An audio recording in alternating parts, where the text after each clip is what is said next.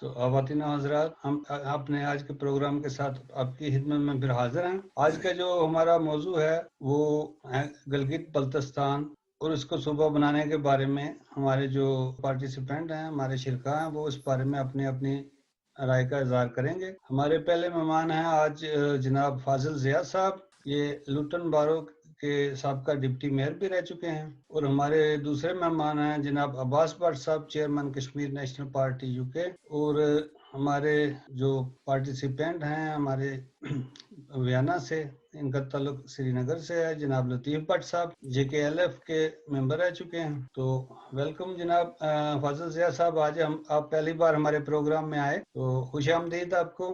تو مجھے امید ہے جی آپ سے ہمیں سیکھنے کو بہت کچھ ملے گا۔ آپ ماشاءاللہ یو کے میں بھی سیاست میں متحرک رہے ہیں اور کشمیری کمیونٹی سے آپ کا تعلق بھی رہا ہے، تو ہم آپ کو خوش آمدید کہتے ہیں۔ تو بٹ صاحب، پھر آپ یہ جو صوبہ بننے جا رہا ہے گلگت بلتستان کو، جو ہم خبریں پڑھ رہے ہیں ابھی، اس کے بارے میں وہ مصدقہ خبر تو ہے نہیں، اتھینٹک کوئی چیز ہے نہیں کہ کیسے ہے، لیکن جو نیٹ میں یا جو سوشل میڈیا میں چل رہا ہے، یا کبھی کبھی جو پاکستان کے قومی میڈیا میں بھی یہ آ جاتا ہے کہ جناب گلگت بلتستان کو صوبہ بنایا جا رہا ہے، پاکستان کا 5واں صوبہ۔ اور سوشل میڈیا پہ ایک اور بھی چل رہی ہے نیوز، جس میں کہہ رہے ہیں کہ کشمیر کو بھی اسی کے ساتھ صوبہ بنایا جا رہا ہے، آزاد جموں کشمیر۔ تو آپ نے اس کے بارے میں کچھ سنا؟ جناب لطیف بٹ صاحب سے آپ پوچھ رہے ہیں یا عباس بٹ سے پوچھ رہے ہیں؟ جناب عباس بٹ صاحب سے پوچھ رہا ہوں۔ بہت شکریہ خان صاحب۔ سب سے پہلے جناب بہت شکریہ آپ کا کہ ہمیں اس قابل سمجھا کہ کچھ نہ کچھ حصہ،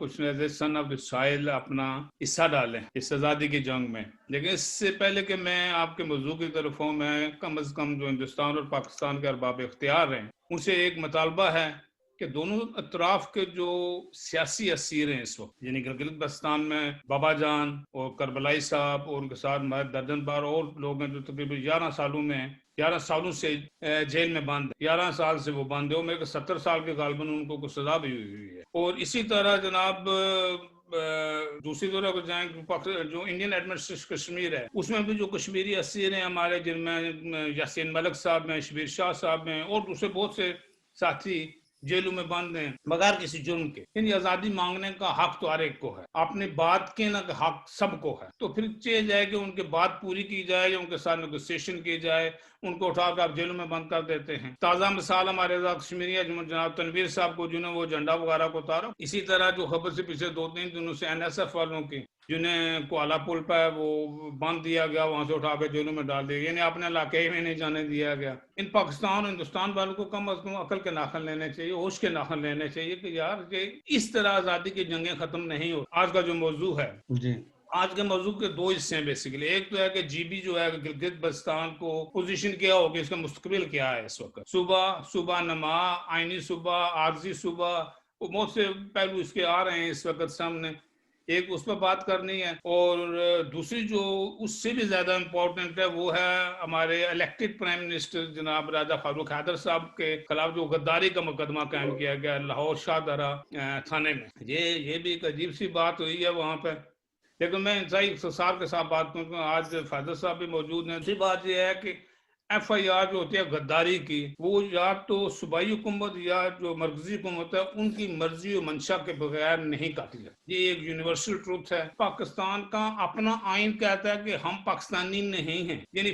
راجہ فاروق حیدر صاحب پاکستانی نہیں ہیں، یہ پاکستان کا اپنا آئین سیکشن 265 یہ کہہ رہی ہے۔ صاحب وہ میری بات ہوئی تھی کہ کئی لوگوں سے، وہ کہتے ہیں جی راجہ آزاد کشمیر کے وزیر اعظم کے خلاف کوئی ایف آئی آر نہیں کاٹی گئی، وہ ایف آئی آر کاٹی گئی ہے جو مسلم لیگ نون کے جو سینٹرل ایگزیکٹو کمیٹی کے ممبر راجہ فاروق حیدر، اس کے خلاف کاٹی گئی۔ جناب وہ مسئلہ ہے کہ ڈاکٹر فاروق حیدر صاحب کو، لیکن میں دوسری طرف یہ بھی سوچ رہا ہوں کہ ڈاکٹر اپنے راجہ فاروق حیدر صاحب یہ بھی فرما رہے ہیں کہ میری گردن بھی اگر پاکستان کے لیے کٹ جائے تو کاٹ دیں اسے، اور میں تو کہتے ہیں بھیا کاٹ دو اسے، خدا کے لیے کوئی ایک تو قربانی کا بکرا دو یہاں سے۔ گلگت بلتستان بھی 1947 میں ہی ایک قسم کا نیم آزاد ہوا تھا، جس طرح ہم آزاد کشمیر والے نیم آزاد ہیں یا تصوراتی آزاد ہیں یا جس مرضی سے کہہ لو۔ سر میں وہ تھوڑا بتانا چاہتا ہوں آپ کو، اس کے بارے میں تھوڑی سی ہسٹری ہے کہ جی بی ہے یہ کشمیر کا حصہ تھا، لیکن یہ 1935 میں مہاراجہ کشمیر نے یہ انگریزوں کو لیز پہ دے دیا تھا 60 ایئرس کے لیے، 60 سال کے لیے، 75,000 روپے کہ بس تو اس کو رشین جو انفلوئنس تھا اس کو روکنے کے لیے جو سنکیانگ میں تھا اس کے لیے انہوں نے ایک بفر اسٹیٹ کی طرح ایک ایجنسی بنائی تھی، گلگت ایجنسی، ٹھیک ہے. اور یہ 1947 میں جب انگریز جانے لگے تو لارڈ ماؤنٹ بیٹن نے یہ لیز تھی یہ ختم کر دی یک طرفہ طور. تو جی بی والے خوش نہیں تھے کشمیر کے ساتھ. وہ تو جیسے ہی مہاراجا نے وہ کیا ایکسیشن انڈیا کے ساتھ تو انہوں نے فوری طور پر ریوولٹ کیا 1 نومبر کو مہاراجا کے ساتھ. انہوں نے کہا جی ہم انڈیا کے ساتھ جانا ہی نہیں چاہتے. انہوں نے یہ پھر ایجنسی جو گلگت ہے یہ آزاد کرائی. تو اس کے بعد یہ تقریباً 6 ماہ کے بعد جا کے انہوں نے پھر وہ سکردو والا ایریاز اور بلکہ کارگل پہ بھی قبضہ کیا. وہ بعد میں انڈیا نے کارگل جو ان سے چھڑوا لیا. یہ تھوڑی سی ہسٹری ہے. اور یہ کشمیر کے ساتھ رہنا نہیں چاہتے تھے شروع سے ہی. اس میں کوئی دو رائے نہیں ہے کسی کی بھی. مطلب ایک طرف یہ اگر بات کی جائے کہ کشمیر ایشو کا حصہ ہیں، کشمیر کا نہیں، میں نہیں کہتا کشمیر، میں تو یہ کہتا ہم گلگت بلتستان کا حصہ ہیں. بالکل ایشو کا حصہ والے ہمارا ایسے، میں اس دوسری طرف سے کہتا کہ ہم گلگت بلتستان کا حصہ ہیں. مودی صاحب بھی یہی فرما رہے ہیں جو انہوں نے 5 اگست پچھلے سال جو واقعہ کیا کہ بھائی چونکہ یہ ترقی میں بہت پیچھے رہ گیا جموں کشمیر کا علاقہ، اس کو آئینی حقوق دینے کے لیے، ترقی دینے کے لیے انہوں نے اس کو اٹھا کے سارے سلسلے کو ختم کر کے اپنی یونین کے حصہ بنا ڈالا. اور یہی بات اس وقت پاکستان والے کہہ رہے ہیں، بالکل ڈیٹو کاپی ہو رہی ہے اس وقت. پاکستان والے بھی یہی کہہ رہے ہیں کیونکہ یہ ترقی میں پیچھے ہے. بھائی اس میں ترقی یا سڑکیں بنانے میں، اسکول کالج بنانے میں، اسپتال بنانے میں کیا آئینی ضرورتیں ہیں وہاں پہ؟ میں تو یہ کہتا ہوں کہ گلگت بلتستان والوں کو ایک پینی بھی نہ پاکستان دے. ان کے اپنے ریسورسز اتنے زیادہ ہیں وہاں پر موجود کو ہر قسم کی ترقی کی جا سکتی. ان کے پیسے وہاں پر بھی لگا کر سب کچھ کیا جا سکتا ہے. فاضل ضیاء صاحب کو تھوڑی تکلیف دیتے ہیں، آج آپ کو سننا چاہتے ہیں سر. بسم اللہ الرحمن الرحیم. آپ کا بہت بہت شکریہ کہ آپ نے مجھے کشمیر کلچر سینٹر کے پروگرام میں دعوت دی، اظہار خیال کی دعوت دی. میں جیسا کہ ہسٹری میں ہم نے بھی پڑھا ہے یہ کہ گلگت بلتستان جو ہے یہ کشمیر کا حصہ تھا، اور جب یہ 1947 میں مہاراجا رول اس پہ بھی کرتا تھا پوری کشمیر بشمول گلگت بلتستان. تو وہ ایک پیکیج تھا جس کے لیے کہا گیا کہ آپ یا الحاق کریں پاکستان کے ساتھ کریں یا ہندوستان کے ساتھ کریں، لیکن وہ تھرڈ آپشن تھی وہ ریموو کر دی گئی. سم ہو اس کو شومیہ قسمت کہیں یا کیا کہیں. اب سوال یہ پیدا ہوتا ہے کہ اگر گلگت بلتستان کو الگ کر دیا جائے تو کشمیر کے مسئلے کو یہ بالکل دفن کر دینے کے برابر ہے. ہندوستان نے تو چال چلی ہے، ہندوستان نے تو اس کشمیر کو یہ وہ سیز کر لیا، ہڑپ کر لیا. یعنی اس طرح انگرجیٹیٹ نہیں ہو سکتا، یہ خطے ہضم نہیں ہوا کرتے. تاریخ اس پہ بڑی تنقید کرتی ہے کہ اس طرح جن لوگوں نے کیا ان کو منہ کی کھانی پڑی. اب جب بھی وہ انہوں نے کرفیو اٹھایا، ایز آف کیا، ریٹیلیٹ کریں گے کشمیری، ہمیں یقین ہے. اور یہ یقیناً یہ دیکھیں کہ یہ اگر یہ صوبہ یہ اس طرح بن گیا تو پھر کشمیری ریٹیلیٹ کریں گے، وہ آرام سے بیٹھیں گے نہیں. ٹھیک ہے کچھ لوگ کہتے ہیں، زیادہ کہتے ہیں یا کم کہتے ہیں کہ کشمیر کا الحاق پاکستان سے کیا جائے، لیکن وہ یہ نہیں کہتے کہ ٹکڑیوں میں بانٹ کر کیا جائے یا ایک وقت میں ایک دوسرے میں دوسرے. نہیں، پورے کا پورا کشمیر آزاد ہو اور اسمبلی کے ذریعے ڈٹرمن کیا جائے کہ لوگوں کی رائے کیا ہے، کس کے ساتھ رہنا چاہتے ہیں. آزاد رہنا چاہتے ہیں، ہندوستان کے ساتھ رہنا چاہتے ہیں یا پاکستان کے ساتھ رہنا چاہتے ہیں. اس وقت یہ کیا جا سکتا ہے. یہ اس طرح کرنا یہ بے وقت کی راگنی ہے. اور یہ جو 1949 میں غالباً یہ کراچی معاہدے کے تحت عارضی طور پہ یہ کنٹرول پاکستان نے لیا تھا اس کا، شاید ان کے ذہن میں یہ تھی کہ ایک شاہراہ وہ ریشم بھی ہے، چائنا کے ساتھ تعلقات کا معاملہ تھا، اور اب یہ سی پیک بھی ہے. تو ان کے لیے پاکستان کو اس کا ایک علاقہ اپنا بنا کر پیش کرنا چاہیے تھا کہ میرا علاقہ ہے. ادروائز وہاں پہ انہوں نے ڈیولپمنٹ بھی کیا کی ہے اور یہ سی پیک میں سے کیا دے رہے. تو یہ میں تو اس کے حق میں نہیں ہوں، بلکہ لیگلی یہ جسٹس ملک مجید صاحب جو ہیں آزاد کشمیر کے ریٹائرڈ چیف جسٹس، انہوں نے یہ کتاب جو لکھی ہے اس میں بھی، اور ان کا فیصلہ بھی ہے کہ یہ گلگت بلتستان یہ ایک آزاد کشمیر کا حصہ ہے، یہ پاکستان کا. یہ تو پاکستان کی سپریم کورٹ کا بھی فیصلہ ہے. اوپنلی ریفرینڈم کرانے کوئی حل تلاش کریں کہ ہندوستان جو ہے وہ سیج ختم کرے آکوپائڈ کشمیر سے، وہ اس کو ریسٹور کرے پہلی والی حالت پہ، اور پھر तीनों ये खितों में ये राय शुमारी कराई जाए और ये यानी इसका फैसला वोट के जरिए किया जाए। वो जो लोग हैं बल्तिस्तान के गिलगित के, वो मैं यूनिवर्सिटी में भी रहा, तो वो हम कहते हैं ना यार तुम हमारे हो, कहते नहीं यार हमें माफ करो, हमें वो पाकिस्तान के साथ जाना है। तो इसलिए वो मैंने जैसे कि इकबाल के शेर का हवाला भी दिया कि उनके वो ज़हन साजी नहीं हो, लेकिन जो पॉलिटिकल फैक्ट है वो फैक्ट है, वो एंटिटी है कश्मीर की, उसका फैसला मुस्तकबिल का फैसला पाकिस्तान के साथ ये कश्मीर के साथ करना चाहिए, ना कि इस तरह हड़प करके फिर आजाद कश्मीर को हड़प कर दिया जाए। फाजिल सियाह साहब, आपसे एक सवाल है। आपने अभी कहा कि अभी कर्फ्यू है श्रीनगर में, मतलब इंडियन कश्मीर में, तो जैसे उठेगा तो उधर तहरीक चलेगी आगे, तो आपके ख्याल में कर्फ्यू अभी तक है वहाँ? जहां तक मेरा मुझे एक दोस्त है मेरा, इंग्लिश का प्रोफेसर है, मेरा ख्याल है वहाँ अभी तक उन्होंने वो उठाया नहीं है। लतीफ भट्ट साहब हमारे साथ हैं, ये श्रीनगर से ही हैं, तो इनका तो डेली वहाँ राब्ता रहता है, इनके फैमिली उधर ही है। भट्ट साहब, क्या सिचुएशन है वहाँ श्रीनगर में इस वक्त?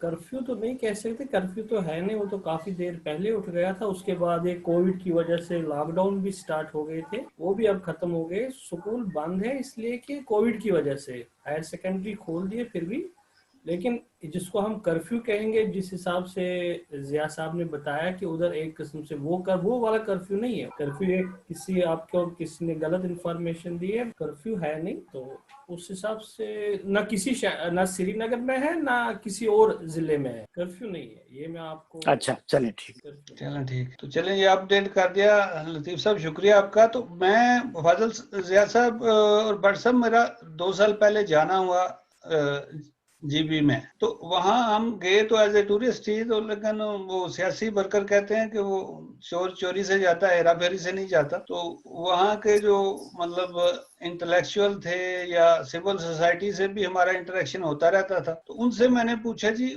मैं तो यही जोर देता था आप कश्मीरी हैं, आप कश्मीर का हिस्सा हैं। वो कहते जी हमारे सामने कश्मीर का नाम ही ना लो। मैंने कहा क्या हुआ? कहते हैं जी हमारे साथ इतनी ज्यादतियां हुई और इन्होंने कभी किसी को इतनी तौफीक नहीं हुई कि हमारे हक में आवाज उठाएं। आज इनके सर पे डंडा पड़ा है तो आज ये हमें याद कर रहे हैं, तो हम इनके साथ बिल्कुल जाना ही नहीं चाहते। हमारा स्टेट सब्जेक्ट रूल खत्म किया गया हमारे ऊपर, मतलब जब जनरल मुशर्रफ था, ब्रिगेडियर था, तो उसने इतनी कत्लो गारत की इधर गिलगित में और शिया सुन्नी फसादात करवाए, और कश्मीर में से कोई बंदा बोला ही नहीं, आवाज ही नहीं निकाली। कौन सा बस मसला पता नहीं क्या है, यहाँ से वहाँ यानी आजाद कश्मीर से गिलगित बल्तिस्तान उनको इधर आना इतना आसान नहीं है, वेरी डिफिकल्ट। हम भी गए थे, रात में 10 जगह तो हमारी चेकिंग हुई थी। आईनी बात ये है कि मायदा कराची जिसको कहा था, जो 28 अप्रैल था, 28 अप्रैल 1949 में किया गया, वो मायदा किसने किया? आजाद कश्मीर के एक सदर, वो भी इलेक्टेड नहीं था, सरदार इब्राहिम साहब और हुकूमत पाकिस्तान के दरमियान मायदा होता है। भट्ट साहब, थोड़ा लतीफ भट्ट साहब से मैं इनका राय लेता हूँ, फिर उसके बाद हम आते हैं जो असल पॉइंट की तरफ। जी लतीफ साहब, आप का क्या ख्याल है, क्या राय है JKLF के लिहाज से या एज ए श्रीनगर के कश्मीरी के लिहाज से कि ये जो स्टेप लिया जा रहा है? अब देखें जो इंडियन कश्मीर है वहां से, मतलब ये जो प्रैक्टिस पाकिस्तान करने जा रहा है, ये इंडिया में ये 1967 से चल रही है। वहां से 6 मेंबर जो है, वो जो उनकी जो फेडरल गवर्नमेंट में जो उनकी असेंबली है, मेन लोकसभा में ये शायद जाते हैं, जम्मू कश्मीर से 6 मेंबर इलेक्ट होते हैं। तो पाकिस्तान ने तो इसके लिए सोचा है कि 3 जो है कौमी असेंबली में और 5 सेनेट में जाएंगे। इसके बारे में आप किस नजर से इसको देखते हैं? पहले तो मैं एक चीज बता दूं आपको कि ये आजकल जो ये गिलगित बल्तिस्तान का मसला उठा, एक साइड से मुझे खुशी भी है कि चलो ये बात हुई, क्योंकि मेरे अपने दोस्त, मेरे अपने दोस्त वैली में, मैं उनको हमें कभी बहस होती थी तो वो कहते थे यार सब कुछ इंडिपेंडेंट कश्मीर ठीक है, लेकिन ये गिलगित बलोचिस्तान क्यों बीच में लाते हो? मैं कहता यार गिलगित बलोचिस्तान है, गिलगित बल्तिस्तान है, वो हमारा हिस्सा नहीं। वो गिलगित बलोचिस्तान तो उनको फिर दिखाना पड़ता था कि भाई खाली आजाद कश्मीर नहीं है, ये गिलगित बल्तिस्तान है, ये गिलगित बलोचिस्तान नहीं है। क्योंकि वैली वालों में मुझे लगता है 50% से ज्यादा लोगों को पता ही नहीं था कि यार हमारा एक और हिस्सा है। मैं भट्ट साहब से एंडोर्स करता हूँ कि हम उनके हिस्से हैं, चलो वो हमें नहीं मानते, हम उनके हिस्से मानते। अब किसी के कहने से कि वो हमारा हिस्सा या हम उनके हिस्से नहीं है, कुछ नहीं होता। हिंदुस्तान की आबादी 130 करोड़ है, उसमें से 100 करोड़ कहते हैं कि कश्मीर हमारा हिस्सा है, लेकिन उनके कहने से कुछ नहीं होता। ये पहला एक फायदा हुआ, मुझे लगता है कि वैली साइड में पता लग गया कि नहीं, एक गिलगित बल्तिस्तान एक हिस्सा है जो आजाद कश्मीर के साथ है, सो कॉल्ड आजाद कश्मीर के साथ। तो इस हिसाब से वो अच्छी एक पेशरफ्त होगी। अब दूसरा ये जो इन्होंने ये स्टेप किया, आप देखिए इन्होंने 72 में जब स्टेट सब्जेक्ट इसकी खत्म की, तब से इसको इन्होंने आहिस्ता आहिस्ता करने लगे थे कि इसको पाकिस्तान का हिस्सा कैसे बनाना, कैसे कर। 74 में इन्होंने खत्म कर दिया स्टेट सब्जेक्ट रूल। अब आप देखें 98 से लेके 2011 में 11 तक गिलगित बल्तिस्तान में 63% पॉपुलेशन रेज हुई, जो कि कोई नॉर्मल चीज है नहीं। आप देखिए उधर मुझे नहीं पता पूरा ये सच है कि मैंने सुना है कि उधर यूनिवर्सिटी नहीं है अभी तक। ये अब्बास साहब को ज्यादा पता होगा, मुझे इसमें कोई श्योर नहीं है। नहीं, यूनिवर्सिटी है, काराकोरम यूनिवर्सिटी है, एक आधी यूनिवर्सिटी होगी। जबकि 50% इलेक्ट्रिसिटी अभी तक गिलगित बल्तिस्तान के लोगों को नहीं मिल रही है, जबकि उनके पास जो पोटेंशियल है वो 52,000 मेगावाट बना सकते हैं, और उनके खर्चा जो है टोटल 350 मेगावाट, उनसे उनको दूर रखा गया आज। लेकिन रॉयल्टी तो कम से कम जीबी को हम कहते हैं ठीक है कर ले, लेकिन उनके लोगों को तो रॉयल्टी दे देना। यही बट साहब यही पॉइंट है। ये देखें, ये इसीलिए वो कह रहे हैं कि सूबा बनाना चाहते हैं, क्योंकि जब NFC वार्ड का इजलास होता है ना, जब उनके हिस्से की बात आती है तो वो कोई एक फेडरल या प्रोविंशियल सेक्रेटरी खड़े होते हैं, कहते हैं सर ये इनको आप कैसे दे सकते हैं, ये तो एक मतलब मतनाजा इलाका है, इसको तो ये तो पाकिस्तान का हिस्सा ही नहीं है। लेकिन वो तो किसी नहीं, वो देखे ना, वो कह रहे हैं कि अब हम भी यही जिनेवा में भी यही प्रोपोगंडा करते हैं कि भाई पैसे नहीं देती गवर्नमेंट ऑफ पाकिस्तान, पैसे नहीं देती। वो कहते हैं हमारे पास ये कॉन्स्टिट्यूशनल हर्डल है, हम दे नहीं सकते। वो ऑब्जेक्शन हो जाता है, एक सूबा खड़ा हो जाता है, सिंध वाले मोस्टली खड़े हो जाते हैं, वो कहते हैं जी आप इसको कैसे दे सकते हैं जी, ये तो पाकिस्तान का हिस्सा ही नहीं है। आप उनके रिसोर्सेज इस्तेमाल कर रहे हैं, देने के बगैर क्यों देख रहे हैं आप? वो आप इधर से देखें, वो उस वक्त कोई नहीं बोलता ना, लेते वक्त कोई नहीं बोलता, लेकिन जब देने की बारी आती है वो कहते हैं जी ये तो है ही नहीं, ये सुबह थी, इसको आप कैसे दे सकते हैं। बात अमीर और तरक्की की जा सकती है, कोई आईनी अडर नहीं है उसमें किसी किस्म की भी नहीं है। शुरू के रिमार्क्स में ये कहा था अगर वो वहां पर पैसे खर्च करें, वो अपनी जेब से पाकिस्तान ना खर्च करे, जो रिसोर्सेज हैं वहां पर हमारे, उन्हीं रिसोर्सेज को अगर वहां पर इस्तेमाल किया जाए तो वहां तामीर और तरक्की हो सकती है। यही तो प्रॉब्लम है ना, कि नहीं हो सकती। मेरी अपनी इंफॉर्मेशन है कि जो जीबी का बंदा उधर हायर पोजीशन पे है, उसको जो पाकिस्तान से उसी पोजीशन पे है, उसको जीबी के बंदे को फिर 25% कम तनख्वाह मिलती है, जो बाहर से आता है उसको उससे 25% ज्यादा मिलती है तनख्वाह। हाँ, उसको पहाड़ी लॉन्स मिलता है ना। इनको इन चीजों से महरूम किया, जबकि वो उधर की मिलता है तो गिलगित बल्तिस्तान वालों को लाहौर लेकर मदानी अलाउंस देके ना फिर उन्हें वहां भर्ती किया जाए। मदानी हार्ड एरिया नहीं ना, पहाड़ी हार्ड एरिया गिना जाता है साहब। नहीं है, हिस्सा नहीं है, लेकिन नौकरी के लिए एक्स्ट्रा तनख्वाह देकर उनको वहां बैठा दिया जाता है। ये हार्ड ये वहाँ के जो स्टूडेंट्स हैं, प्रिंस करीम आगा खान जो है सभी को स्कॉलरशिप्स देता है, जो ही डिग्री लेते हैं। कोई आदमी अमेरिका चले जाते हैं, कुछ बर्तानिया आ जाते हैं, यूरोप में चले जाते हैं, वहाँ बिजनेस करते हैं, जॉब्स करते। तो ये प्रिंस आगा खान ने वहाँ पे काफी, मैंने सुना है कि अपनी कम्युनिटी वालों के लिए काफी सहूलतें पैदा की। जी बहुत हैं। तो ये चीजें अच्छा, मेरा आप तीनों दोस्तों से एक सवाल है, मतलब पहले मेरा सुन ले गौर से, फिर मुझे अपनी राय दें, तो इसको फिर कंक्लूड करते हैं। वो ये है कि अगर पाकिस्तान गवर्नमेंट या इंडिया गवर्नमेंट कहती है कि इसको हम प्रोविजनल स्टेटस देते हैं, अब हमारे जो हमने अक्सर प्रैक्टिस में देखा है, आजाद कश्मीर के प्राइम मिनिस्टर साहब जाते हैं, उनको वहाँ प्रोटोकॉल नहीं मिलता, कभी स्पाई रोक लेता है, कभी ऐसा ही रोक लेता। तो अब वो कहते हैं कि अगर इनको हम प्रोविंशियल स्टेटस देते हैं, इनको 3 इस इलाके से हम MNA लेके जाते हैं, चलो 14 डिस्ट्रिक्ट में 3 MNA तो नहीं होने चाहिए, ज्यादा होने चाहिए, 5 तो कम से कम होने चाहिए। तो 5 सेनेट की सीटें देते हैं, एक चीफ मिनिस्टर होगा, پھر اپنی مرضی کا جو ہم اعتراض کرتے ہیں کہ یہ لینڈ آفیسر آتے ہیں پاکستان سے، وہ بھی چیف منسٹر اپنی مرضی کے لگا سکتا ہے. تو اس کے علاوہ یہ ہے کہ اگر پیسے بھی پھر ملیں گے جو ہماری رائلٹی بنتی ہے، جس کے لیے ہم مطلب آواز اٹھاتے رہے 70 سال سے، اگر وہ بھی ملتے ہیں اور یہ مسئلہ بھی ادھر ہی ٹکا رہتا ہے، تو اس میں کیا اعتراض ہے کسی کو؟ لیکن وہ جو آئیڈینٹیفیکیشن ہے وہ کشمیریوں کی ختم ہو جاتی ہے. وہ کیسے صوبہ ہے؟ جیسے بلوچیوں کا صوبہ ہے، وہ بلوچی ہیں، آئیڈینٹیفیکیشن کیسے ختم ہوگی؟ نہیں، اپنا ملک تو اپنا ہوتا ہے، وہ ایز اے پاکستانی پہچانے جائیں گے، ایز اے کشمیری نہیں پہچانے جائیں گے. جی بالکل، ایسے پاکستانی ابھی بھی پاکستانی پاسپورٹ پہ ہی جاتے ہیں. نہیں صاحب، پھر یہ مسئلہ بھی اٹھتا ہے کہ پھر خان ان صاحب کا کیس بھی کمزور ہو جاتا ہے انٹرنیشنل. پاسپورٹ اگر وہ دیتے ہیں تو پر احسان کوئی نہیں کیا جا رہا ہے، وہ یونائٹڈ نیشن کی قراردادوں کے مطابق they have to provide. India نے بھی اس کا مطلب انڈیا والے جو سری نگر والوں کو دیتے ہیں تو سری نگر والے ہندوستانی ہو گئے. صاحب یہ مسئلہ نہیں ہے، ہم کیسے پاکستانی ہو جاتے ہیں؟ مسئلہ یہ نہیں ہے. وہ کہتے ہیں جی پہچان ختم ہو جاتی. میں نے کہا پاسپورٹ تو پہلے بھی پاکستانی پہ نہیں، جاتا وہ ہے. سیریا، یہ فلسطینی جو ہیں ان کے پاس بھی مختلف عرب ملکوں کے ہیں، بلکہ ہمارے ساتھ اسٹوڈنٹس تھے. کوئی جارڈن میں آباد ہے تو جارڈن کا پاسپورٹ ہے، سیریا میں آباد ہے سیریا کا پاسپورٹ ہے. وہ ٹریولنگ ڈاکومنٹ ہے، وہ کوئی نیشنلٹی نہیں ہوتی کسی کی. جی جی بالکل. تو ایک مسئلہ بنا ہوا ہے، بعض صوبہ نہیں بننے دے، بچہ کٹ مرے گا، یہ صوبہ نہیں بنے گا. یہ بڑا پرانا سلوگن ہے، نہ بچہ مرا نہ کوئی مرا، لیکن تکلیف میں تو ہیں وہ ہیں اپنی جگہ پر. لیکن بٹ صاحب میں یہی سوال ابھی کرنے جا رہا ہوں کہ گلگت بلتستان میں 80% لوگ ہیں جو پاکستان کے ساتھ ملنا چاہتے ہیں. ہاں جی جی جی، ٹھیک ہے. اب پیچھے جو انڈین کشمیر ہے اس کا تو آپ کو پتا ہے کہ کیا صورتحال ہے. ٹھیک ہے. اب پیچھے رہ گیا ہمارے پاس تقریباً 6100 کچھ اسکوائر مائل آزاد کشمیر.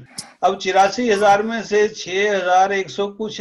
آپ مجھے بتائیں کہ آپ کے پاس کون سی قدر سنگھی، کیسے اس کو باقی کے علاقے کو آپ اس کی وجہ سے آزاد کرائیں گے؟ سمپل بات ہے. اگر یا تو اس کو میں کہتا ہوں نا پاکستان چاہے پھر اوپن اعلان کرے ہاں بھائی تقسیم کرتے ہیں ہم اس سے. پھر یہ چھوٹی چھوٹی باتیں کس لیے بتائی جا رہی ہیں؟ بات بولتے کہ ہاں اس کا فیصلہ کرے، بائی پارٹس نہ کریں نا، بائی پارٹس نہ کریں، ایک ہی بات کھل کے بول دے. ٹھیک ہے. 28,000 مربع میل کی آبادی کتنی ہے ٹوٹل پتا ہے گلگت والوں کی، گلگت بلتستان کی؟ جی 8,83,000 کے قریب. 8 لاکھ نہیں ہے جناب، میرے خیال میں کوئی 2 لاکھ کے لگ بھگ ہے. نہیں 8,84,000. چلو 8 لاکھ بھی ہو پھر تو تقریباً مظفرآباد جتنی آبادی بن رہی ہے. مظفرآباد کی تقریباً 6.5 لاکھ آبادی ہے. 2,43,000 تو صرف گلگت سٹی کی ہے.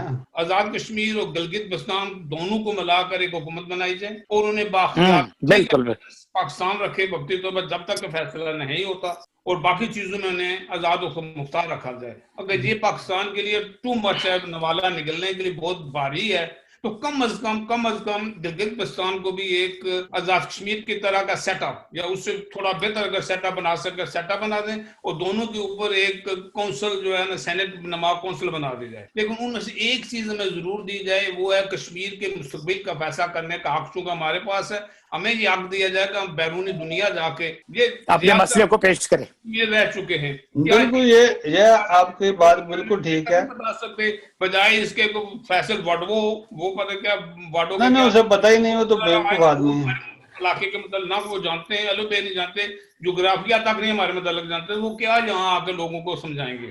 بات بٹ صاحب آپ کی بالکل ٹھیک ہے. آپ نے جو کہا کہ بھائی یہ ہمیں حق دیا جائے، کشمیریوں کو جو بیس کیمپ ہے ان کو کم سے کم یہ حق دیا جائے کہ وہ جا کے اپنی آواز اٹھائیں. ہمیں اگر گورنمنٹ آف پاکستان ہمیں اجازت دے جو ڈایاسپورا ہے تو ہم اپنے خرچے پہ مسئلہ کشمیر کو یہ ڈیفرنٹ ملکوں میں اقوام متحدہ میں، لیکن یہ پچھلی بار پی پی کی گورنمنٹ نے جس طرح ایسے لوگوں کو بھیجا، وہ سینیٹر تھے، یہ ایم این ایز تھے، بالکل کوئی ان کو پتہ ہی نہیں تھا مسئلہ کشمیر کیا ہے. محبوبہ مفتی کے بارے میں ایک سینیٹر کو سے پوچھا گیا آپ کیا جانتے ہیں، وہ کہنے لگا یہ کوئی مفتی صاحب ہیں، ان کے بارے میں میں اتنا پڑھا نہیں. تو وہ پریزنٹر ٹی وی والا ہنسا تو کہنے لگا میرے بھائی یہ محبوبہ مفتی مقبوضہ کشمیر کی وزیر اعلیٰ ہیں، بتائیں یہ کس پارٹی کی ہیں؟ تو وہ خاموش ہو گیا. پھر کہنے لگا جی مسئلہ کشمیر کیا ہے آپ کتنا جانتے ہیں؟ کہنے لگا جی مجھے کوئی پتہ نہیں، یہ فارن منسٹری جو ہے وہ ہمیں بریف کرے گی، उस तरह हम आगे लोगों को ब्रीफ करें। तो ये तो अलमिया है। देखें फाजिल जिया साहब, देखें ये हमारे फजलुर रहमान साहब रहे 13-14 साल कश्मीर कमेटी के मेंबर, और उनसे जब कहा जाता था जी आपने मसला, उन्होंने कहा जी मेरा इससे तल्लुक क्या है, मेरा तो मसला कश्मीर से कोई, ये तो फॉरेन ऑफिस का काम है। फाजिल जिया साहब आपसे एक सवाल है कि आप तो माशाल्लाह वहाँ की अमली सियासत में भी रहे हैं, तो जो यूके में इतने ज्यादा कश्मीरी हैं और पार्लियामेंट में भी हैं, हाउस ऑफ लॉर्ड्स में भी हैं, हर जगह हैं, तो ये क्या करते हैं, ये इस मसले के लिए क्यों नहीं 70 साल से वो पाकिस्तान की तरफ देख रहे हैं कि ये कुछ करेंगे? देखेंगे वो हर एक तकरीब में चले जाते हैं, उनको फेस सेव करना पड़ता है, लेकिन कश्मीर की आजादी का नारा कुछ 1-2 आदमी ही उसके लिए लगाते हैं, ज्यादा लोग काम नहीं। क्या आपके ख्याल में फिर क्या इसका मसले का, जैसे मैंने अभी आपको इंडिकेट किया कि अब ये 6000 मरबा मील का जो एरिया है, तो आपकी बात तो ठीक है भट्ट साहब की कि दोनों इलाकों को मिला के तो एक हुकूमत बना दी जाए, लेकिन वो लड़की नहीं मान रही ना, जीपी वाले नहीं मान रहे, तो कहते हैं कि भाई हम नहीं मिलते। लड़के नहीं मान रही तो वो जो दूसरा तरीका सिखाया है वो कर लें। तो अब वो दूसरे तरीके में वो कहते हैं हमने बनना पाकिस्तान का सूबा, तो उसको अब कैसे करेंगे आप? बलूचिस्तान में कौन सी दूर की नहरें बह रही है, वो भी पिछले 73 सालों से सूबा है। उनके वसाइल नहीं है ना, उनका हिस्सा नहीं बनता है एनएफसी में, इतना सूबा बड़ा है, वसाइल थोड़े हैं। मैं तो उस मसले के हल में हूँ भट्ट साहब, मैं उस मसले के हल में हूँ जिसमें जम्मू जो है वो कश्मीर के साथ हो, क्योंकि मैं जम्मू से हूँ, हमारा घर उनके कब्जे में है। अब तो तीसरा भी आ गया, पहले चलो 2 ही बीच में थे, अब तीसरा भी घुस गया बीच। वो तो ज्यादा इलाका ले गया ना, वो तो पाकिस्तान से भी ज्यादा एरिया ले गया। तो वही ना, वो तो अब पहले तो 2 से ही निपटना था, अब तो इस तीसरे से भी निपटना है। अब तो फ्रीक चाइना भी है ना। जी उसी की बात कर रहे हैं। अब तो जो मौजूदा हालात में उस पे आगे चलना है कि कैसे आगे चलना है। हर मुल्क अपने फायदा सोचता है, उन्होंने वही करना है जो उनके मुल्क के लिए ठीक है। देखें जो बात आपकी है ना भट्ट साहब, वो ठीक है, और जो भट्ट साहब भी कह रहे हैं, अभी देखें आप यहाँ यूरोप में जो है वो यहाँ भी इलाही की तहरीकें चल रही हैं। एक बास्कन लैंड है, स्पेन और फ्रांस के दरमियान है, वहाँ भी 20-25 साल से जंग चल रही है, और एक अभी ये नया काम शुरू हुआ कैटलोनिया में, ठीक है ना। तो यहाँ इन लोगों ने भी उनके जो इलेक्टेड एमपीज हैं उनको पकड़ के अंदर दिया हुआ है, और 8-8, 10-10 साल की, बल्कि एक यूरोपियन पार्लियामेंट का मेंबर है, उसने बेल्जियम में अजाइलम ली हुई है। यहाँ भी आप आजादी की लड़ाई लड़ेंगे भट्ट साहब, वहाँ ये मुसीबतें तो हैं। बात मैं करूंगा, अगर हिंदुस्तान और पाकिस्तान अपने अवाम यानी 2.25 अरब इंसानों के बारे में सोचे ना, तो बाखुदा सुबह बैठे टेबल पे, दे कश्मीरियों को 85,000 मरबा मील इलाका आपका है, आप इसका फैसला करो, कहीं रहना है, तकसीम करना है, जी बिल्कुल, पाकिस्तान के सब बनना है, ताकि जो बाकी बचे वो इंसान कम अज कम अपनी बेसिक जरूरियात तो पूरी कर सके। सर यही प्रॉब्लम है, दोनों मुल्कों को कश्मीरियों का दर्द है, अपने अवाम का तो वो सोचते नहीं। ये बिजनेस है, ये इधर बिजनेस है, तो अपने अवाम का नहीं, वो आपका सोचते हैं दोनों। इस बिजनेस में फायदा है, इसलिए वो अपने लोगों का नहीं सोचते, अपनी बिजनेस का सोचते हैं। वो आपका सोचते हैं कि आपका क्या बनेगा, इसलिए वो अपने अवाम का नहीं सोचते। असली बात यह है वो अपने पेट का सोचते